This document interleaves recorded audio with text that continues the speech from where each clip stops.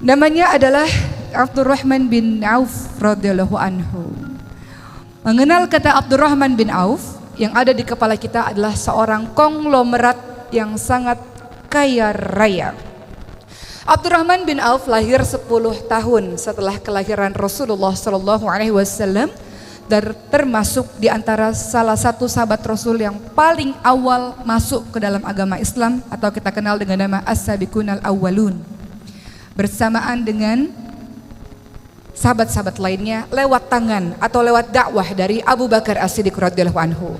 Beberapa orang yang termasuk dalam golongan As-Sabiqunal Awwalun atau yang termasuk golongan orang-orang yang pertama kali masuk Islam selain Abu Bakar As-Siddiq radhiyallahu anhu, selain Khadijah binti Khuwailid radhiyallahu anha, selain Ali bin Abi Thalib, selain Zaid bin Harithah, selain Ummu Aiman, juga sahabat-sahabat lain seperti Abdurrahman bin Auf, Talhah bin Ubaidillah, Sa'ad bin Abi Waqqas, Abu Ubaidah bin Jarrah, dan masih banyak lagi.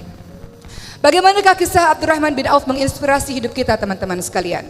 Ketika beliau pada akhirnya memasuki agama Allah Subhanahu wa taala, berhijrahnya secara kafah, secara menyeluruh. Tidak berhijrah secara setengah-setengah. Tidak mengambil ini aku mau lakukan, ini aku tidak mau lakukan, tidak. Beliau berhijrah bersama dengan beberapa sahabat lainnya ke Habasyah, sampai kemudian beliau berhijrah menuju ke kota Yathrib, Madinah pada tanggal atau tahun 13 kenabian. Proses hijrah inilah yang menginspirasi hidup kita. Beliau kaya raya luar biasa, harta kekayaan sangat banyak. Namun ketika beliau hendak menuju ke Yathrib, Madinah, orang-orang kafir Quraisy menghadang Abdurrahman bin Auf dengan mengatakan, engkau boleh pergi untuk menuju ke Yathrib, Madinah, tapi seluruh hartamu akan kami rampas, atau engkau tinggal di kota Madinah, engkau tetap hidup dengan kekayaanmu yang berlimpah ruah. Maka tentu saja apa yang dikatakan oleh Abdurrahman bin Auf, tentu aku akan tetap pergi berhijrah walaupun aku menjadi jatuh miskin sekalipun. Hal ini juga ditanyakan kepada para keluarga dan istri dari Abdurrahman bin Auf. Kalau kalian mau menuju ke Madinah, kalian jatuh miskin, seluruh harta kami ambil. Tapi kalau kalian tetap berada di kota Mekah dengan agama lama kalian, kalian bisa hidup enak seperti ini. Sayangnya keluarga dan istri Abdurrahman bin Auf hendak tetap tinggal di kota Mekah. Sehingga Abdurrahman bin Auf pergi menuju ke Yathrib, Madinah tanpa istri dan keluarganya. Kehilangan harta kekayaan yang banyak, kehilangan istri dan keluarganya, pergi demi kecintaannya kepada Allah dan Rasulnya, pergi untuk membuktikan hijrahnya memang secara kafah, secara menyeluruh, pergi ke Yathrib, Madinah untuk membuktikan Allah dan Rasulnya lebih dicintai daripada yang lain-lainnya. Maka sampai di kota Yathrib, Madinah dalam keadaan tidak memiliki harta, hartanya adalah baju yang dipakainya saja. Kemudian Rasulullah mempersaudarakan antara orang-orang muhajirin, orang Mekah yang berhijrah dengan orang-orang yang Yathrib, Madinah, atau kita sebut dengan orang-orang Ansor. Orang Ansor atau kaum Ansor yang paling kaya raya di Yathrib, Madinah, namanya adalah Sa'ad bin Rabi' al-Ansari radhiyallahu anhu, kaya raya. Kemudian Sa'ad bin Rabi' radhiyallahu anhu mengatakan kepada Abdurrahman bin Auf, wahai Abdurrahman, hartaku sangat banyak dan aku punya 2 orang istri. Saya tahu kamu jatuh miskin dan sendirian. Oleh karena itu saya berikan setengah harta saya untuk menolongmu, dan saya ceraikan 1 istri saya, istri yang baik, istri yang salihah. Tunggu masa iddahnya, setelah itu engkau bisa menikah dengannya untuk menemani hari-harimu. Apa yang dikatakan oleh Abdurrahman bin Auf dengan kebaikan yang diberikan oleh sahabat orang Ansor ini? Apa jawaban beliau? Semoga Allah memberkahi dirimu, semoga Allah berkahi hartamu, semoga Allah memberkahi keluargamu. Cukup tunjuki saja kepada saya di mana jalan menuju ke pasar. Beliau menghargai kebaikan yang telah diberikan oleh Sa'ad bin Rabi', tapi beliau tidak ingin bergantung kepada orang lain. Beliau ingin berdiri di atas kakinya sendiri. Maka kemudian beliau menuju ke pasar, ke pusat bisnis yang ada di kota Madinah, dan beliau mulai berdagang tanpa modal. Beliau mencari peluang apa yang kira-kira bisa saya lakukan untuk menghasilkan agar dengan penghasilan tersebut beliau bisa berdiri di atas kaki sendiri, tidak meminta-minta, bahkan mungkin harta yang dimiliki bisa untuk membantu agama Allah Subhanahu wa taala. Maka beliau mulai berpikir apa yang bisa dilakukan. Salah satu yang beliau lakukan adalah menjual barang dagangan milik orang lain. Dan tak perlu waktu yang sangat lama, Abdurrahman bin Auf diberikan kelebihan oleh Allah, apapun yang disentuhnya seolah-olah bisa berubah menjadi emas, saking hebatnya beliau dalam berdagang. Maka dalam waktu yang cepat Abdurrahman bin Auf bisa mengembalikan pundi-pundi kekayaannya karena keahlian bisnis yang sangat luar biasa. Dengan kerja keras, dengan ketekunan, dengan kejujuran, Allah mengembalikan harta Abdurrahman bin Auf lewat jalur perdagangan. Dengan harta yang semakin hari semakin banyak, Abdurrahman bin Auf memberikan banyak hartanya di jalan Allah Subhanahu wa taala. Terkadang beliau berpikir dan ketakutan, harta kekayaan yang sangat banyak ini khawatir membuat beliau lama dihisap oleh Allah Subhanahu wa taala di hari akhir nanti. Maka beliau memberikan terus-menerus di jalan Allah Subhanahu wa taala harta yang dimilikinya itu. Niatnya ingin mengurangi harta, justru karena bersedekah pundi-pundi pahala terus mengalir dan pundi-pundi rezeki keuntungan perdagangan terus semakin banyak. Pernah pada suatu ketika terjadi sebuah perang Tabuk. Pada saat itu seluruh umat Islam datang untuk menuju ke perang Tabuk tersebut melawan orang-orang Romawi. Pada saat itu panen kurma sangat banyak sehingga kurma-kurma tidak laku terjual karena membusuk. Abdurrahman bin Auf ingin menolong teman-temannya, ingin menolong sahabat-sahabatnya. Maka beliau membeli seluruh kurma busuk yang tidak laku dijual tersebut untuk tujuan menolong. Maka apa yang Allah berikan kepada Abdurrahman bin Auf? Niat untuk mengurangi harta, justru karena sodakoh tiba-tiba ada seorang pasukan dari negeri yang lain mengatakan, Abdurrahman bin Auf, kami mencari kurma busuk kemana-mana karena raja kami memerlukannya untuk obat. Kami beli dengan harga yang sangat tinggi. Ternyata mendatangkan keuntungan yang berlipat-lipat. Pernah pada suatu ketika saat Rasulullah SAW telah wafat, teman-teman sekalian. Pada suatu ketika di kota Madinah yang tenang, tiba-tiba debu naik ke atas langit, tiba-tiba terdengar gegap gempita yang sangat luar biasa sampai semua orang keluar dari rumah dan mengatakan, apa ini? Siapa yang datang? Kenapa terjadi heboh seperti ini, ramai seperti ini? Lalu seseorang berkata kepada Aisyah istri Rasul, itulah 700 kafilah dagang milik Abdurrahman bin Auf. 70 kendaraan yang seluruhnya berisi penuh barang dagangan emas-emas yang sangat banyak milik Abdurrahman bin Auf. Maka Aisyah pun mengatakan, saya teringat dengan perkataan Rasul, Abdurrahman bin Auf memang dijamin masuk syurga bersama dengan sahabat-sahabat lainnya. Namun ia masuk syurga dengan merangkak hartanya yang sangat banyak, membuat ia jalan merangkak menuju ke syurga Allah Subhanahu wa taala. Mendengar hal ini, maka Abdurrahman bin Auf sangat ketakutan karena Allah berikan harta yang banyak kepada dirinya, diberikan lagi harta-hartanya di jalan Allah.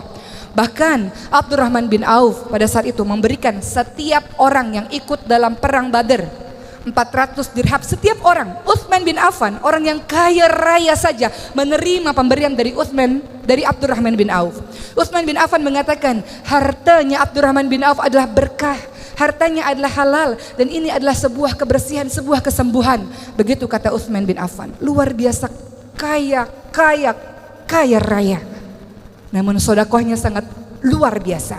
Namun di balik seluruh kekayaannya, sang konglomerat ini hidup dengan sangat sederhana. Kalau ia bergabung dengan pelayan dan hamba sahaya, orang tidak tahu mana majikan, mana pelayan. Saking sederhana sekali penampilan dari Abdurrahman bin Auf. Sederhana dalam hidupnya. Pernah beliau berpuasa, kemudian diberikan makanan yang enak oleh anak-anak buahnya. Lalu Abdurrahman bin Auf menangis dan mengatakan, Mus'ab bin Umair adalah orang yang lebih mulia daripada saya. Namun matinya dalam keadaan kain kafan tidak cukup untuk menutupi tubuhnya. Ditarik ke kepalanya terlihat kakinya, ditarik kain kafan ke kakinya terlihat kepalanya. Hidupnya miskin seperti itu, padahal beliau adalah orang yang sangat mulia. Hamzah bin Abdul Muthalib orang mulia, cuma matinya, wafatnya juga dalam keadaan tidak berharta, dalam keadaan mengenaskan dalam perang Uhud. Rasulullah di detik-detik wafatnya juga bersama dengan keluarganya tidak pernah memakan makanan yang enak. Saya khawatir kebaikan ini disegerakan oleh Allah di dunia, kenikmatan ini disegerakan oleh Allah di dunia, sedangkan saya tidak tahu bagaimana kedudukan saya nanti di hari akhir. Jadi beliau menangis Ketika harta kekayaan, makanan enak diberikan di hadapannya, takut luar biasa. Abdurrahman bin Auf bukan orang sembarangan.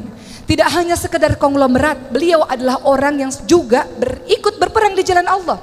Beliau ikut perang Badar, beliau ikut perang Uhud, beliau ikut seluruh peperangan yang dilakukan oleh Rasulullah SAW.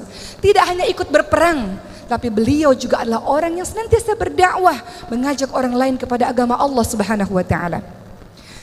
Pada saat zaman Umar bin Khattab mengumpulkan beberapa sahabat, 6 orang untuk menjadi pengganti setelah nanti beliau wafat. Salah satunya adalah Abdurrahman bin Auf, dan seluruh sahabat menunjuk Abdurrahman bin Auf yang paling layak menggantikan Umar bin Khattab. Apa kata Abdurrahman bin Auf? Saya mengundurkan diri untuk menjadi salah satu calon dari khalifah. Beliau tidak mau. Beliau merasa sahabat-sahabatnya jauh lebih mulia dibanding dengan dirinya, walau semua orang menunjuk kepada dirinya. Beliau mengundurkan diri, dan kemudian para sahabat mengangkatnya menjadi seorang hakim, yang apabila Abdurrahman bin Auf menunjuk seseorang, maka para sahabat pun akan mengikuti perkataan dari Abdurrahman bin Auf. Maka Abdurrahman bin Auf menunjuk Utsman bin Affan untuk menjadi pengganti dari Umar bin Khattab, dan para sahabat pun setuju dengan pilihan sahabat yang mulia ini. Waktu terus berjalan sampai usia ke-75 tahun, di detik-detik wafatnya, Aisyah datang kepada Abdurrahman bin Auf dan memberikan sebuah penawaran yang tidak pernah Aisyah katakan kepada sahabat yang lain. Wahai Abdurrahman, kalau engkau nanti kembali kepada Allah, jenazahmu akan dimakamkan bersebelahan dengan Rasulullah, bersebelahan dengan Abu Bakar, bersebelahan dengan Umar bin Khattab radhiyallahu anhu. Saking mulianya orang ini. Lalu Abdurrahman bin Auf mengatakan, tidak ya Aisyah, aku merasa tidak pantas disandingkan dengan sahabat-sahabat yang mulia. Biarkan aku dimakamkan bersebelahan dengan sahabatku Utsman bin Maz'um, sahabatku. Biarkan aku dimakamkan di tempat yang lain saja, tidak berdampingan dengan Rasulullah, Umar maupun Abu Bakar As-Siddiq radhiyallahu anhu. Dan beliau pun wafat dalam keadaan sebagai orang yang namanya dikenang sepanjang masa hingga hari ini. Abdurrahman bin Auf mungkin tidak sepopuler sahabat-sahabat lainnya, tapi begitulah kisah dahsyatnya yang terekam di dalam sejarah tinta emas, sejarah Islam yang luar biasa ini, teman-teman sekalian. Dari kisah Abdurrahman bin Auf kita mendapatkan banyak pembelajaran yang kita refleksikan dalam kehidupan kita yang sekarang. Abdurrahman bin Auf berhijrah di jalan Allah Subhanahu wa taala, mengorbankan banyak hal. Ia jatuh miskin mulai dari nol, ia ditinggalkan keluarganya, luar biasa. Namun kokoh berdiri tegak untuk berhijrah menjadi orang yang lebih baik. Ia meninggalkan kampung halamannya, ia meninggalkan orang-orang yang dicintainya demi kecintaannya kepada Allah dan Rasulnya. Maka sepanjang hidup kita memang tugas kita adalah berhijrah. Kenapa? Karena diri kita dari hari ke hari harus menjadi diri yang lebih baik dari hari sebelumnya. Dan itu adalah hijrah. Minadz dzulumat ilan nur, dari kegelapan menuju kepada cahaya Allah. Minal jahiliyah ilal hidayah, dari kebodohan menuju kepada hidayah Allah Subhanahu wa taala. Dari malas menjadi semangat, dari bodoh menuju ilmu, dari dada yang sempit menuju dada yang lapang. Hijrah. Namun dalam setiap proses hijrah tidak mudah. Harga syurga sangat mahal. Tidak bisa dimasuki oleh orang-orang yang tidak terbukti pengorbanannya di jalan Allah Subhanahu wa taala. Perhatikan surah Al-Ankabut ayat 2. Ahasiban nasu ayutraku ayyaqulu amana wa hum la yuftanun. Apakah kamu semua mengira akan dibiarkan begitu saja ketika mengatakan saya beriman, saya berhijrah, saya jadi orang baik, saya mau menjadi orang yang lebih taat, sementara kamu semua tidak diuji. Begitu kata Allah. Maka Allah akan memberikan berbagai macam ujian di dalam kehidupan kita, dalam proses kita ingin jadi orang yang lebih baik. Walanabluwannakum bisyai'in minal khaufi wal ju'i wa naqsin minal amwali wal anfusi wath thamarati wa basyirus sabirin. Allah pasti akan menguji kalian semua dengan ketakutan, kata Allah, dengan kelaparan, dengan kekurangan harta, kekurangan jiwa. Ada orang-orang yang kita cintai akan Allah ambil, cabut nyawanya untuk kita merasa kehilangan.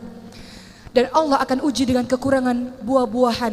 Bisa saja engkau berkebun kemudian engkau tidak panen, atau bertahun-tahun engkau menikah tidak dikaruniai buah hati. Ujian. Wabasyir sabirin, beritakan kabar gembira untuk orang-orang yang sabar. Sabar dalam proses hijrah ini. Sabar dibagi menjadi 3. Sabar dalam menghadapi ujian Allah. Sabar dalam menghadapi meninggalkan kemaksiatan. Dan sabar dalam melakukan kebaikan-kebaikan. Alladzina idza asabatu musibatun qalu inna lillahi wa inna ilaihi raji'un. Orang-orang yang sabar, orang-orang yang paham, semua yang ada pada dirimu bukan milikmu. Hartamu bukan milikmu, kehebatanmu, ilmumu bukan milikmu, Allah yang berikan kepadamu. Kesehatanmu bukan milikmu, Allah yang berikan kepadamu. Sewaktu-waktu Allah bisa ambil mendadak begitu saja dan engkau harus siap. Inna lillahi wa inna ilaihi raji'un. Bahwa semuanya milikmu ya Allah. Engkau ambil sewaktu-waktu, kami siap ya Allah. Begitulah yang disebut sebagai orang-orang yang sabar. Abdurrahman bin Auf memahami hal ini. Bahwa semuanya adalah bukan miliknya. Keluarganya bukan miliknya, Allah ambil. Hartanya bukan miliknya, Allah ambil. Kehebatannya dalam berniaga bukan miliknya. Maka dia bersyukur dengan ilmu kekayaan yang dia miliki, dia berkontribusi menolong agama Allah. Karena dia tahu semua bukan miliknya. Sewaktu-waktu Allah ambil, Allah bisa ambil. Abdurrahman bin Auf mengajarkan kepada kita teman-teman sekalian, sabar dalam setiap episode kehidupan yang terjadi kepada diri kita. Karena begitulah yang dinamakan sebagai ujian keimanan. Namun ingat, ujian bukan hal yang sedih-sedih saja. Perhatikan surah Al-Ankabut ayat 35, wahai manusia yang mengatakan kenapa dia tidak diuji? Dia hidupnya enak, kaya raya, keluarganya bahagia, tapi tak pernah sholat. Kenapa dia tidak diuji? Itu ujian teman-teman sekalian. Kullu nafsin dha'iqatul maut wa nabluukum bisyarri wal khairi fitnah wa ilaina turja'un. Semua yang bernyawa mati. Apa yang engkau sombongkan, engkau akan mati. Dan Allah akan mengujimu dengan keburukan, kesedihan, air mata, keterpurukan.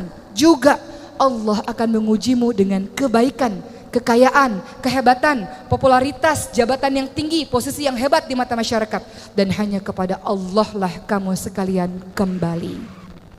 Maka bagi siapapun yang menyangka dia enak hidupnya tidak pernah diuji, sementara dia tidak sholat tapi Allah berikan kebahagiaan, dia adalah mengalami yang dinamakan dengan istidraj. Jebakan dari Allah Subhanahu wa taala. Allah beri banyak kenikmatan kepadanya, dia lupa kepada Allah, tak bersyukur kepada Allah, Allah balas nanti di hari akhir. La in syakartum la azidannakum wa la in kafartum inna adzabi lasyadid. Kalau bersyukur, ilmu yang engkau punya bersyukur, berikan kepada orang lain. Kehebatan yang engkau punya bersyukur, berikan kepada yang lain. Harta bertumpuk-tumpuk yang engkau punya bersyukur, sedekahkan kepada yang lain. Allah akan tambahkan nikmat. Kalau tak bersyukur, azab Allah pedih. Allah bisa ambil sewaktu-waktu darimu dengan begitu cepat. Tapi kalau bersyukur, Allah tambahkan nikmat. Begitulah teman-teman sekalian. Jadilah seorang hamba-hamba Allah yang kokoh dalam keimanannya, sabar untuk jadi orang-orang baik. Dan ajak teman-temanmu untuk menjadi baik bersama-sama. Karena engkau semua, kita semua digelari dengan kalimat kuntum khairu ummah ukhrijat linnas ta'muruna bil ma'ruf wa tanhauna 'anil munkar. Kamu sekalian adalah umat terbaik yang dilahirkan untuk manusia, yang punya tugas mengajak manusia lainnya kepada kebaikan dan mencegah manusia lainnya kepada keburukan. Selamat menjadi diri yang istiqamah, selamat menjadi diri yang sabar insyaallah, dan mudah-mudahan kita semua termasuk golongan hamba-hamba Allah yang masuk ke dalam syurganya Allah bersama para nabi, orang-orang yang siddiq dan orang-orang yang saleh insyaallah.